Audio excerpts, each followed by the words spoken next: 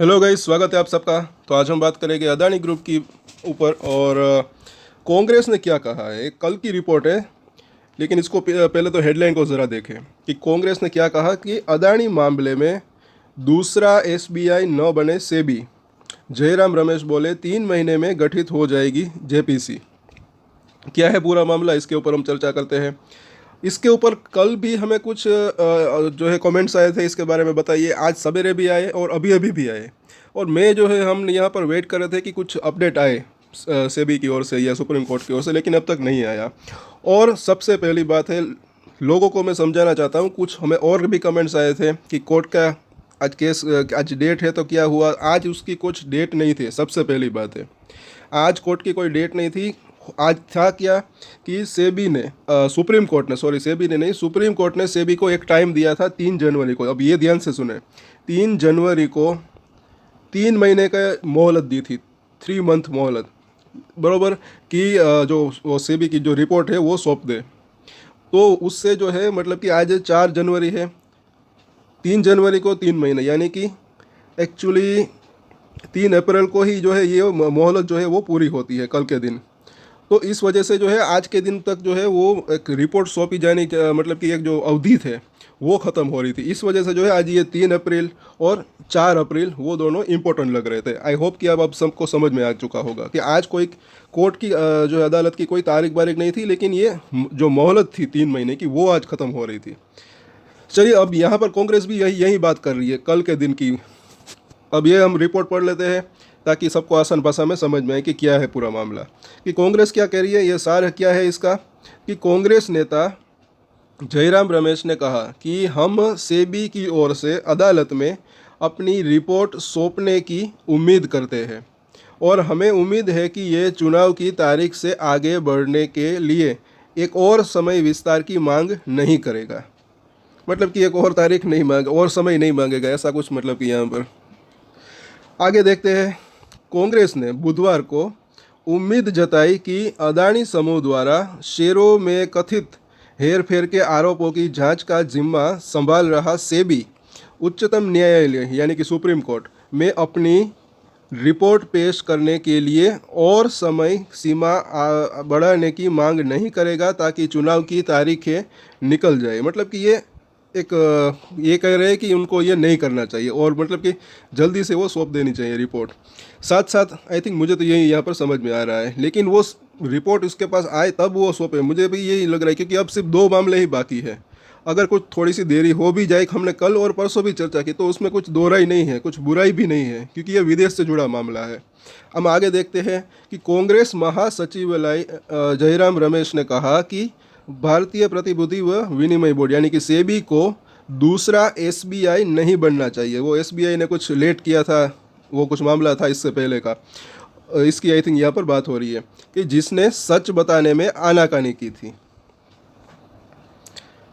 X पर एक post में रमेश ने कहा कि हिडनबर्ग रिसर्च ने पिछले साल अदानी समूह पर स्टॉक हेरफेर और प्रतिभूति कानूनों के उल्लंघन के गंभीर आरोप लगाए थे।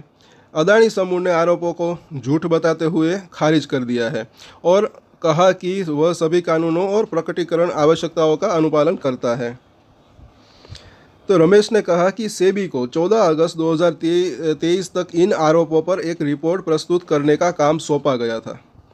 बार बार एक्सटेंशन की मांग करने के बाद सुप्रीम कोर्ट ने सेबी को आज 3 अप्रैल, देखिए ये हमने वीडियो की शुरुआत में बात की, वही यहाँ पर ये भी कह रहे हैं कि मतलब कि यहाँ पर ये वही है कि 3 अप्रैल 2024 तक का समय दिया था, वो 3 जनवरी को। इसलिए ये 3 अप्रैल और 4 अप्रैल इंपॉर्टेंट है। आई थिंक आपको अब समझ में आ गया होगा कि आज कोई फिर से मैं रिपीट करता हूँ कि कोर्ट की तारीख नहीं थी। कहीं हमें कमेंट आए कि कोर्ट की आज अपडेट क्या है, लेकिन कोर्ट की कोई डेट नहीं है। आज वो टाइम पूरा हो रहा था इसका रिपोर्ट देने का।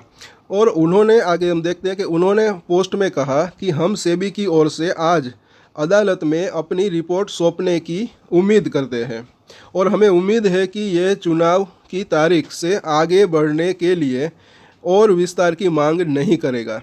उन्होंने ये भी कहा कि सेबी को एक और एसबीआई नहीं बनना चाहिए, और एसबीआई को भी उन्होंने भी आई थिंक सभी जवाब दे दिए, लेकिन थोड़ी सी देर लगी थी, वो कुछ उसका मामला वो कुछ अलग था।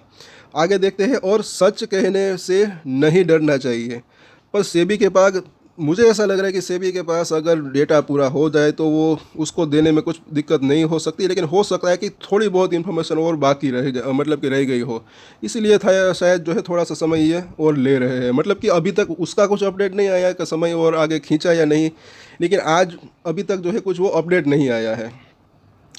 और आगे देखते हैं कि रमेश ने यह भी कहा कि सेबी की जांच समिति है, केवल एक जेपीसी ही घोटाले को उजागर कर सकती है। जैसा कि फरवरी अप्रैल 2023 के बीच हम अदानी के है कौन श्रृंखला द्वारा 100 प्रश्न पीएम से पूछे थे।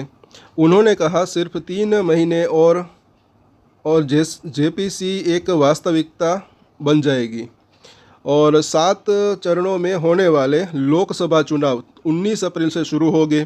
कांग्रेस ने अदानी मुद्दे पर सरकार से कई सवाल पूछे हैं। रमेश ने आरोप लगाया है कि यह एक घोटाला है, उसका जवाब मांगा जा रहा है। तो मतलब कि ये तो एक कांग्रेस की प्रतिक्रिया है, उन्होंने ये सब कुछ कहा है, और ये जो है मतलब कि कुछ पूछे हैं। कल की ये रिपोर्ट है, इसके ऊपर हमने कई कमेंट आए थे, तो इसको हमने हिंदी भाषा में जो है समझाने की कोशिश की, तो आप होप कि आप सबको समझ में आ चुका होगा। तो ये अभी थोड़ी सी देरी हुई है, मतलब कि आज के दिन ही वो या फिर कल तक रिपोर्ट सौंपनी चाहिए।